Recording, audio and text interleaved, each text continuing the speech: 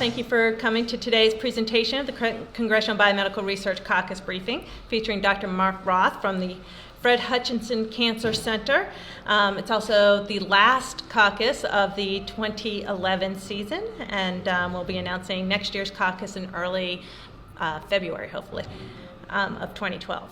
I'd like to take this opportunity to thank the co-chairs of the caucus, Republicans Representative Brian Bilbray from California and Charlie Dent from Pennsylvania, and Democrats Jackie Spear from California and Rush Holt from New Jersey for their commitment, dedication, and ongoing support of the caucus. I'd also like to thank the Howard Hughes Medical Institute for providing a grant that supports our ability to host these timely and important briefings. We do videotape every briefing. You can find past briefings on the CLS website at www.coalitionforlifesciences.org. Okay, so Dr. Roth is here today to discuss an intriguing technique called suspended animation, a technique that one day may be used to help buy time for critically ill trauma patients on organ transplant lists and in operating rooms, emergency rooms, and battlefields. Dr. Roth is a cell biologist at Fred Hutchinson Cancer Center in Seattle. He received a Bachelor of Science from the University of Oregon and a doctorate from the University of Colorado in Boulder. In 2007, Dr. Roth received a MacArthur Fellowship, an award given annually by the John D. and Catherine T. MacArthur Foundation, also known as a Genius Award. But he also received the 2007 award for significant technical achievement by the Defense Advanced Research Project Agency, or as you on Capitol Hill know it as, DARPA, a major supporter of his work for developing technology that could dramatically improve the survival rate of wounded fighters and provide revolutionary improvements in the prevention and control of other medical complications on the battlefield. So with that, please join me in welcoming Dr. Roth.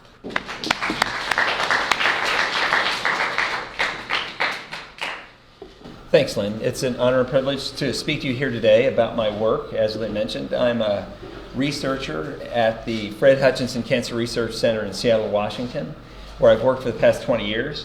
The work I'm going to tell you about today is about extending the survival limits of people when they are exposed to otherwise traumatic events that might kill them. In fact, the direct focus of my work is extending the survival limits against the primary cause of death that I believe is failure to perfuse tissues with sufficient amounts of oxygen to sustain life.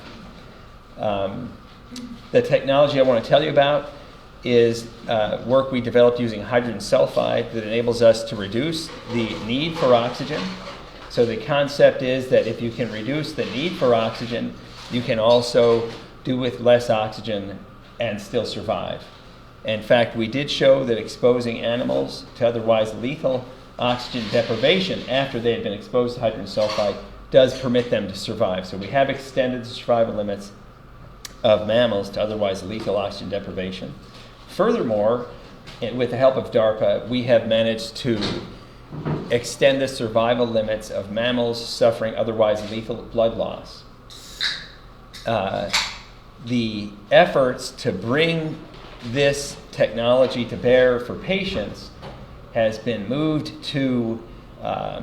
me to found a company that bottled this material and shipped it out to physician scientists all over the world who do models of critical care medicine with the hopes of doing better in animal models and then also for their patients, and asked them to test this material to ask whether it did do better than what they were using as a standard of care for their patients.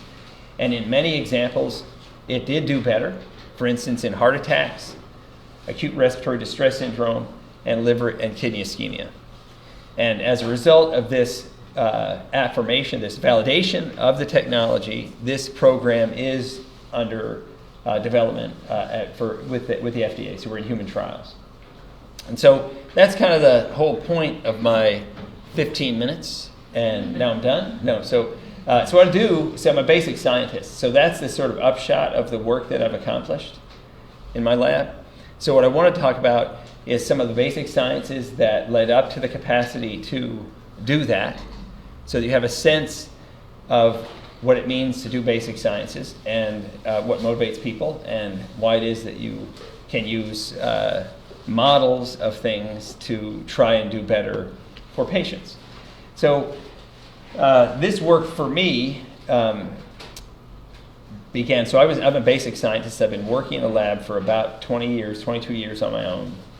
For about half that time, I was working, studying the human body as you would study a 57 Chevy. It's got so many parts, you take the parts out, you figure out what the parts are, and you try to put them back in. And you have this sense that you have an understanding of the pieces. It's a reductionist approach to understanding the means by which the Chevy runs.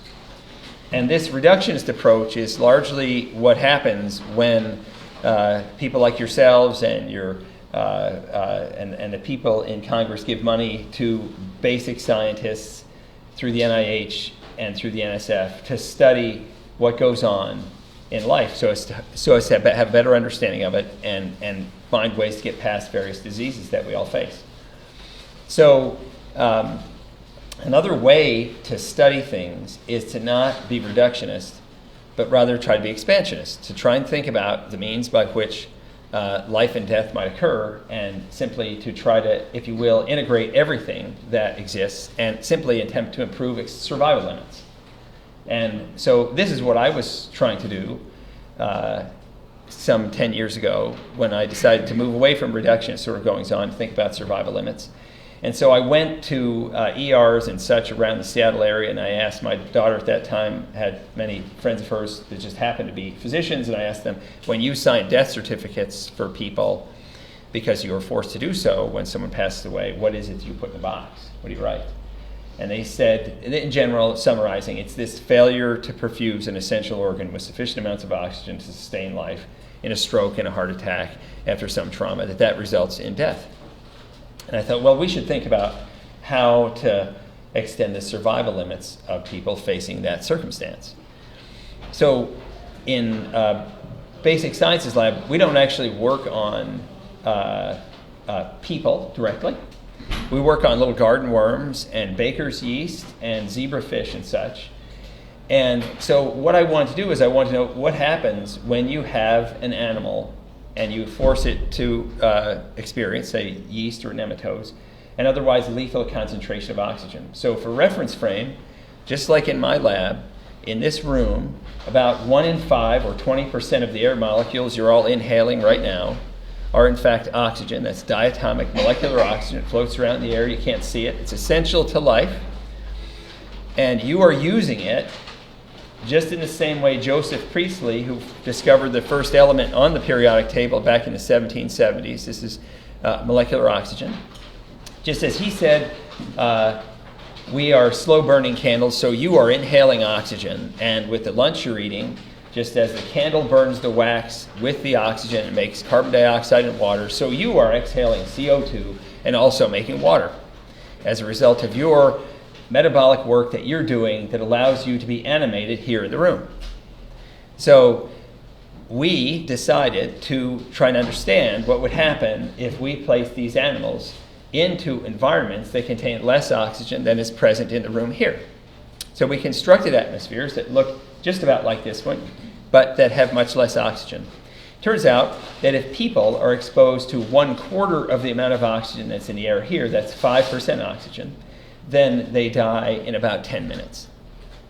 And if you expose the animals, these nematodes, to low oxygen, say 0.5 or 10 times less oxygen than that, they're fine. It's not a big deal. But if you go down to 0.1%, 1/10 of 1% of the air being oxygen, then they die in about 5 minutes.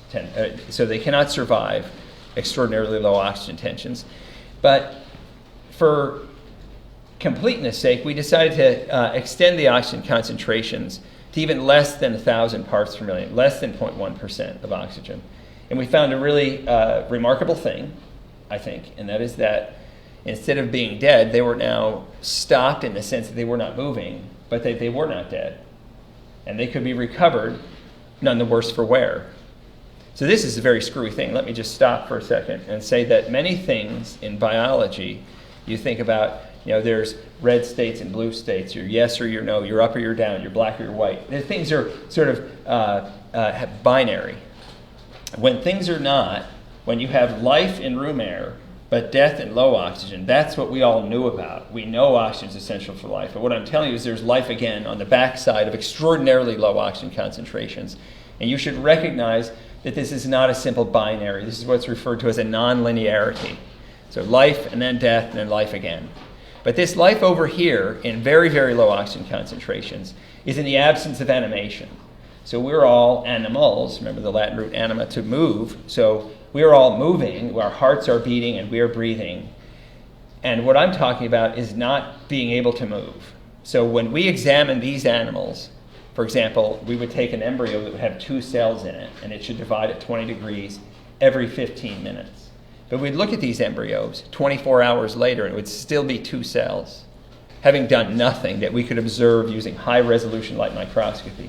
And yet, when we put it back into room air, it would reanimate. And it would be none the worse for wear. It would just be a day behind its siblings that were left in room air, right? So you would say, well, that's curious. And the other thing is, you might say, that's a nematode. Does that happen everywhere? Or are you just talking to me about some nematode? So we went around and we got baker's yeast and zebrafish. And these are, if you think about it evolutionarily, these are extraordinarily different creatures from the perspective of the believed separation in time from whence they had a common ancestor. And so when we look at these 3 different organisms, they all do the same thing that I just mentioned at the same oxygen tensions I mentioned. That is, they will stop when you get down around below 10 parts per million of oxygen, but can be reanimated in the absence of none the worse for wear. So let's go back and think about this nonlinearity just briefly. So you're alive in room air, you die in low oxygen, but you're alive but suspended if you are present in extraordinarily low oxygen concentrations. This is, of course, a very odd thing to consider. So if we're really interested, as I mentioned at the beginning, in extending survival limits of people exposed to otherwise low oxygen tensions, perhaps we really care about these intermediate oxygen tensions that are lethal. So the standard of care for people who are having a heart attack is to give them the oxygen that they haven't got. It makes a lot of sense, really, to reanimate them as soon as possible. Now, I would say that we'd be done with the whole issue, accepting the fact that if you take away the little bit of rope they're using to hang themselves, you might save them. That's a curious thing to say. But perhaps if you could withdraw the oxygen, drive them into a state of suspended animation, you might be able to do whatever vascular repair is required, and then you could reanimate them, none the worse for wear, because I think we kind of have an issue in emergency medicine where we're trying to change a tire going 60 miles an hour, which I think is a fair analogy. We're trying to keep the person animated whilst we change the tire. So let's just consider first whether we can extend the survival limits of these nematodes that I said were dying in low oxygen in a way that doesn't involve giving them more oxygen, but rather taking away that which they are using to kill themselves, right? And so here's how you do it. It turns out that oxygen looks a lot like carbon monoxide. And as you may know, carbon monoxide is a leading cause of suicide. And the reason it is because carbon monoxide can bind to the heme in your hemoglobin in your blood better than oxygen, about 220 some odd fold better than oxygen binds. Because it binds there because the carbon monoxide binds there better than oxygen, it displaces the oxygen, and this is bad for you. It's curious, though, in the last 10 years, that we have found, or last 15 years, we have found as researchers, we have found that carbon monoxide is produced by the cells of your own body. So you're making a lethal toxin now. And you might ask yourself a question, why are you doing this? So we wondered whether or not we could use carbon monoxide, which I want to introduce the term, it's called mimetic, so it looks like oxygen, but it isn't oxygen. And we're going to use this to not take away oxygen from the atmosphere those nematodes were dying in, but we're going to prevent the ability for the nematodes to use the oxygen that would kill them. Does that make any sense? So remember, room air, 80% of nitrogen, 20% of oxygen. Now we're going to make an atmosphere that has very small amounts of oxygen to kill you. But now instead of having nitrogen in the rest of the atmosphere, we're going to have carbon monoxide. okay? A heinous toxin that would kill absolutely, right? So this atmosphere should kill you for a bunch of reasons. It's got a lot of carbon monoxide in it. It's got not enough oxygen in it, so you should be dead. So two wrongs here, as you'll see in a moment, make a right. So it turns out that, as I said, 1,000 parts per million of oxygen kills you, but because there's 99.9% of carbon monoxide, and because the place in your body and the bodies of those nematodes where this candle burning is going on bind oxygen and carbon monoxide with equal affinity. This is stretching a bit here for you, I think, intellectually, but think about this as a game of musical chairs. There are places in your body that need to bind oxygen, and the ability to bind oxygen although in hemoglobin it binds CO much better than OO, in the place where you burn it, where you make water, CO and OO bind with equal affinity. So that by having enormous amounts of carbon monoxide in the air, in fact, for every molecule of oxygen in that atmosphere I just made, I have 999 molecules of CO. Notice one molecule of oxygen for every 999 of CO. And in this musical chairs game, it means that nearly all of the places where you would normally burn oxygen are now bound by carbon monoxide. And because of this, we can actually drive the effective utilizable amount of oxygen well below the concentration that would kill you. And those nematodes end up in a state of suspended animation, and they are not killed. When you take them back into room air, they would have been dead if not for the carbon monoxide that saved them. This is a screwy thing to say. We're using a heinous toxin that is a leading cause of suicide to extend the survival limits of these animals exposed to otherwise lethal oxygen deprivation. So I think you probably appreciate the counterintuitive nature of the upshot of the statement. Now the question is, that's a nematode. Can you do it in a mammal, right? So while watching television in 2003, it was a show on a Nova show. It was about caves in Mexico. And the person going to the cave was an Alan Alda type, and there was a person that was taking them in the cave that sort of knew what they were doing and said, before you go into this cave, you should put on this respirator, because if you don't, you take one breath of the gas in this cave and you will deanimate. And I was watching this and I thought, oh my gosh, this is it. I want whatever that is. I want to see whether or not I can deanimate people in one breath. I want to see if I can reduce their oxygen consumption. I want to see if I can therefore reduce their oxygen demand, just as the carbon monoxide did. And I want to see whether or not I can therefore extend their survival limits when they're exposed to otherwise lethal hypoxia, right? The primary cause of death. The gas is hydrogen sulfide.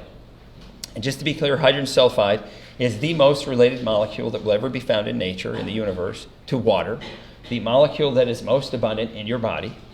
It is also true that you make hydrogen sulfide all the time, just as I told you with carbon monoxide. It turns out that hydrogen sulfide is already something that those of you all know about government agencies and the office, the OSHA and NIOSH are two agencies that the federal government has to keep heinous toxins away from workers so that they don't have adverse events. And one of my messages to leave you with here today is the three most toxic molecules that are in our environment, carbon monoxide, nitric oxide, and hydrogen sulfide, are all made by the cells of your own body. They are in fact not heinous toxins. We have been wrong for thousands of years. In fact, they are really powerful effectors of physiology that you're using now, here today, to regulate your own metabolism so that you're able to be animated at a rate that enables you to live your life as you all are. And yet, without these things, you'd be dead very quickly. And this is very different from heinous toxin. So in my view, the poisoners became the physicians over human history, and the toxins, when appropriately administered, became the medicines. These three naturally occurring molecules hold the promise of being the most powerful medicines to affect our physiology that we have ever encountered. So empirically what I decided to do when I thought about hydrogen sulfide and watched this TV show was to actually get a bottle of it. It was post 9/11, and I had to go to my chairman of my department and say, I want to buy a tank of compressed gas that would kill you in 5 minutes or less. If you just breathe any of this in. He said, well, no. Where do I sign? Yeah, where do I sign? No, so I have had the people at Homeland Security out to my lab already, and because it was a screwy sort of thing to suggest that I was going to start to deal with these things this time in American history. But eventually I was able to get tanks of compressed hydrogen sulfide. And here's what I did. I said, well, so we're all mammals. We have a core temperature of 37 degrees C, 98.6. We are regulating our burning candle so as to maintain our core temperature. This is a feature of what it means to be a mammal, right? We're warm-blooded creatures. The room here is about 22 degrees C, but you're about 37 degrees C. And so I thought, I wonder if I can convert mammals into reptiles. So remember, reptiles are not warm-blooded, and if you make them cold, they actually get cold. That is to say, they don't burn their candle to make heat to create an internal temperature that's higher than the ambient, right? So what I did is I took some mice and I put telemetry devices in the stomach cavity of the animals so that I could record the core temperature of the animals about every 15 seconds. Put the animal in a cereal bowl, actually, that I carved out as my son's cereal bowl when he was a kid, and put a lid over it, and then I could construct an atmosphere that mouse would breathe while I put it into a refrigerator. So some of you go to the mountains to ski, and you know that if you go out and you're out in the snow or when it gets wintertime out here, you get cold. If you're not dressed appropriately, what happens is you get cold. And what you do, if you had a thermometer in your mouth, you would stay at 98.6 or 37 degrees C, and you would do so because you are able to increase your burn. So if we actually had a respirometer on you, we would notice you're making more CO2 per unit time, and you're actually burning your candle to compensate for heat loss. It really does happen. And so also this mouse did that. So we put it in the cold, and it maintained its core temperature at 37 degrees C while it burned hotter. It made more CO2, and it used more oxygen in doing so. So then we said, let's have it breathe trace amounts of hydrogen sulfide. And when we did that, we were able to dial down the oxygen consumption so that it was unable to fight the cooling, and it behaved like a reptile, and its core temperature fell to 10 degrees C. And it sat there, it appeared dead. It wasn't moving. And we were sort of freaked out. And we thought, well, this is over. We've killed an animal. That's just wonderful. So we took it apart, and by taking everything apart, it was perforce in room air. Hydrogen sulfide, which is naturally produced in the cells of your own body, is actually degraded incredibly rapidly. So the hydrogen sulfide was gone instantly. In fact, in about half an hour, the animal was up and running around in the cage and eating food. It was like we had done, at that moment, we'd realized that we had learned to control the physiology of mammals non-invasively. So if you read any physiology book, it tells you that standard or basal metabolic rate is constant from the time you're slapped on the butt when you're first born until you take your last breath. You're not supposed to get below that burn rate. You're not supposed to be able to do that unless you're maybe you hear somebody who does some fancy meditation, some Buddhist monk somewhere, or maybe a hibernating ground squirrel or something, but not people. But I don't think that's true anymore. I think you can control burn, and I think if we do control burn, we can extend survival limits. So that's why we got into this work, and that's how we went on to say that if this is your oxygen supply and this is your oxygen demand, and I lower your supply, as I said, you're dead, because your demand is too high and your supply is too low. It's economics. But if I lower your demand, and we could, by tenfold, now I should be able to lower your supply to oxygen tensions that would otherwise kill you, the primary cause of death for people. And so we did that, and we did extend the survival limits of mammals to otherwise lethal oxygen deprivation. We did extend the survival limits of mammals with the help of DARPA, the animals that were suffering otherwise lethal blood loss. And we did ship this stuff out as a liquid formulation to physician scientists all over the world who've demonstrated benefit in liver ischemia, kidney ischemia, and heart attacks. It is true that the clinical program for this work is ongoing now. I've been very fortunate for most of my career to have federal support for the work I've done as an independent researcher. And I would encourage you, insofar as you have the capacity to do so, to continue to support programs such as the NIH and the NSF. I currently do not have federal support for my work, which is fine. My company has been quite successful, and I'm able to go ahead. But I think that even though I'm able to do the work I'm doing in the absence of federal support, I think the vast majority of people who are helping to improve outcome for patients, whether it's type 2 diabetes or cancer, as well as Alzheimer's and many other afflictions that people face, that it's important to consider where that money comes from. And I think it is being used wisely, and I think the people are doing really good work, and I thank you for all the work you guys do and also for listening.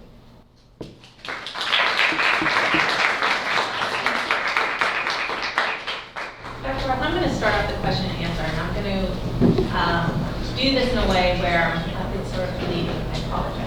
But we talked about this before you went on, and this is a good message for congressional staff here. Can you talk a little bit about your business model? One of the points we always try to make is how science is a spin-off industry. There's, you can invest in NIH or you can invest in NSF, and then you see the growth of science across the country and how it benefits other communities. And you're based in Seattle, but you have companies in New Jersey and Louisiana and Wisconsin. And right. Well, so Lynn wanted to know what about the business model that I have used. Well, I should say that I don't have an MBA, and if this is being taped, there are people who help me, who would really find this a special moment as I comment on a business model for my company. But I'll do the best I can, having given that sort of disclaimer first. So it turns out that the vast majority of people who do startup companies spend venture capital money and dig big debt holes and get nowhere. That's what happens. It's a very, very risky business. The probability of success is somewhere around less than 10%. Some would say it's much less than 5%. So it's not a very good odds ratio. For various reasons, I decided, as Lynn suggested, to not go to the company. I'm not an officer of the company. I'm the founder of the company. But what I've tried to do is to become a really good nest builder for people who spend their lives, who are professionals at building companies. And so that's what I feel like my job has been. And so the model has been, find the best physicians to validate your test, find the best business people to construct a company that uses venture capital or whichever kind of capital you have to reach the inflection points that enable you to expeditiously provide benefit to people. And so I've been just incredibly fortunate, and this is sort of a moment to thank those people who had the 500 people or so odd that are in the company over the years that have been diligently doing their jobs. And I think in many ways I've been just unbelievably fortunate, so I don't really have a lot to say actually in detail about how to reproduce such a thing. Yeah. Yes? Can you talk a little bit about the importance of investing in sort of high payoff but risky research? So I think there's been a push that is kind of, we funded more incremental kind of research, and we're seeing that the average age of the R01 at NIH, for example, is almost 45. Yes. And there's been a pushback on that to support more young investigators and also to support kind of risky, we're not really sure where it's going to go research. What are your thoughts on that? Right, so the question is, what about where research dollars go, and what's the risk profile, how risk averse or not should we be, I guess. It's a hard question to know what to do with the dollars that taxpayers give to you guys to distribute however you want to. And the two models, I think, are embodied in their extreme form by DARPA and the NIH, for example. The NIH is incremental, taking apart the 57 Chevy. DARPA is, I'm willing to take the 95% probability that you'll be wrong on the bet that the few percent that are right will be transformational, revolutionary truly.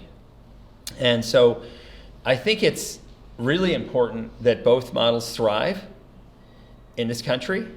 I think it's true that you can point to many examples of transformation that comes through diligently working in the details in an incremental sort of way. And I think we can also point to really transformational things that come by, if you will, taking a flyer. So having experienced both sides of that in my career, I think that it's useful to strike a balance between those two sort of approaches. I don't think that we should be all one way or the other. I think it doesn't fit I think we're doing a reasonable job, I guess, is the short answer. The relative balance of money is such that we have the vast majority of our money, I think, is more incremental. And I think if there were a shift toward, if you will, a higher risk profile for more of the money, I think it would probably be worthwhile. I think we're far more reductionist than expansionist as a country. And I think innovation might be benefiting by a sort of a bias, but I only mean that way, not to just be all this or all that. Anyway, that's how I feel. Yes? This question is, I guess you could say, straight out of science fiction. Are there any applications for your research to suspending animation for, say, space pilots who have a 20-year flight to the next galaxy? Right. One of the things, because I know Lynn mentioned this bit about how this was this sort of science fiction-y kind of thing, this suspended animation. I just want to do one thing, which is to mention that a very large branch of medicine called anesthesiology, if you go and get books on that subject, you'll find that the father of anesthesiology is arguably thought of as Henry Hill Hickman from Shropshire, England. In 1820, he didn't publish a paper. It's not fair to say. I guess he did, but he actually made 100 copies of his own paper and distributed them. And this paper is entitled "Carbon Dioxide as a Means of Creating Suspended Animation and Improving Surgery." And he got someone to represent him to the Royal Society to go and talk about this, which he felt would be transformational. And the person inadvertently sent him to the Royal Society of Botany instead of the Royal Society of Medicine. And he was sort of laughed out of town. He tried to go to Paris, and the political cartoonist got there ahead of him. And he went back and died of TB at the age of 33 or 3 or 4 years later. And it wasn't until 1840, some 20 years later, when an oral surgeon in Boston decided to take the view of Henry Hill Hickman and deanimate someone using what we now refer to as anesthetics to get rid of pain and suffering in that person. And so since that time, as you well know, in fact, in the past year, I happen to know the statistic, there's 230 million surgeries done worldwide a year where people are anesthetized. So we've pretty well embraced this notion of deanimating people transiently to get past pain and suffering in surgery.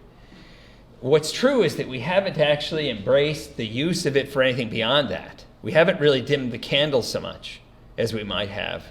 And I think there's more to get. With regards to space travel and other aspects of freezing people, for instance, for really long periods of time, I guess my view about it is embracing metabolic flexibility sort of in the here and now to extend survival limits for people who are suffering today is my primary goal. And in my sense, in a kind of a field of dreams kind of way, I'm trying to build that field and demonstrate the value for regulating metabolism for people here and now. And I think when that's built, when that's approved by the Food and Drug Administration as a standard of care for heart attacks, I think then young people might come and see that and recognize there could be other applications for this control that we now have. But I'm sort of maniacal about this, building this field. Anyway, yes? When do you think this is likely to be approved? Is that 1 year from now or 10 years from now or much further? Yeah, so we have done a phase 1 safety trial where we've actually dosed people with hydrogen sulfide, and they've been fine. The critical word if you're in drug development is you don't want any AEs. That's adverse events. So in the course of our human trial, which was involved over 150 people, we had no AEs. So that's very good. The next thing you want to see in a phase 2 trial is you want to get into a disease population that is actually could benefit from your drug. Say people have a heart attack or cardiac bypass surgery or something like that. And so that work goes on, and if you're able to see evidence of benefit, then you run a prospective randomized phase 3 trial. And so we've done the phase 1, phase 2, and 3 is a matter of 3 to 5 years and about $50 or $60 million. So I don't speak for the company with regards to their drug development path, and I leave it to those people who are doing that to get up and say when they're willing to say how it's going. Yes.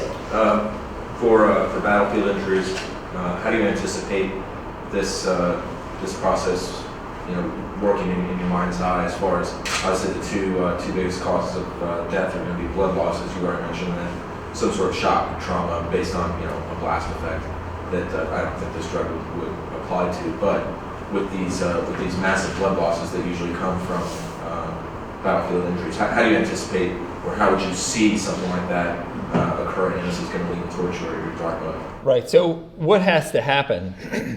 So in 3 weeks, I'll be down at Laughlin Air Force Base in the Institute for Surgical Research in San Antonio, Texas, to talk to some guys down there about how it's going and the various trials. But here's how it goes, basically.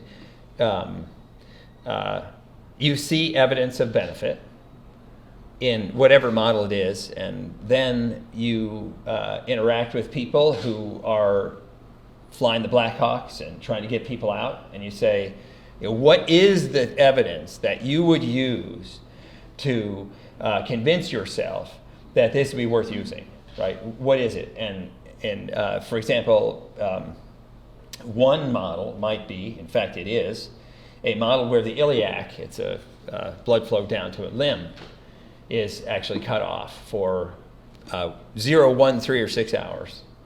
This creates what is referred to as ischemia, a failure to get blood flow, and this is why people end up having their limbs amputated, right, after some blast injury or whatever. And so you'd say, well, you cannot do this in people, so which creature are you going to do this in? And it's 200-pound farm pigs.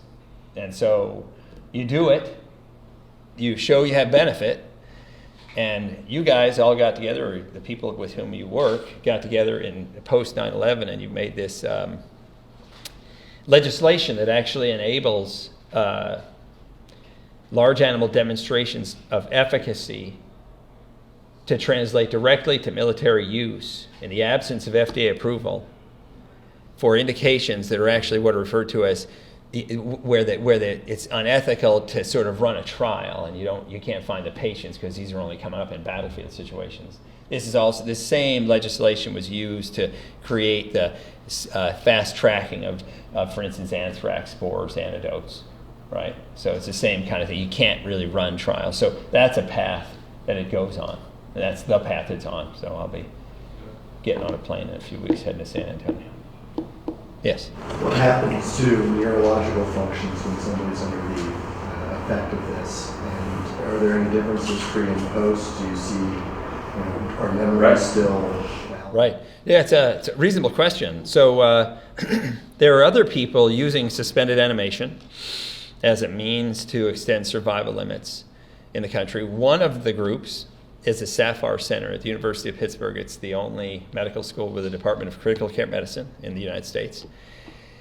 And there's a couple of doctors, Sam Tischerman and Pat Kohanek, that I know well, that are attempting to deanimate people when they have severe blood loss by full-on exsanguination, replacement of their blood with cold saline.